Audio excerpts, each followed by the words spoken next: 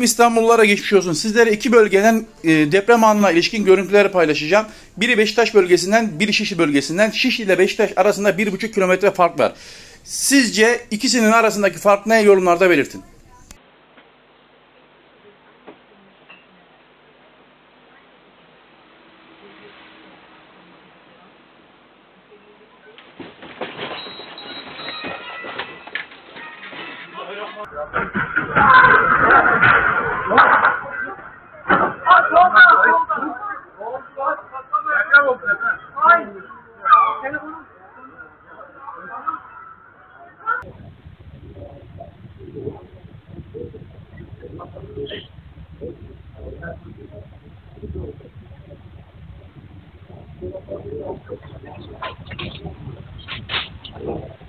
Deprem oluyor.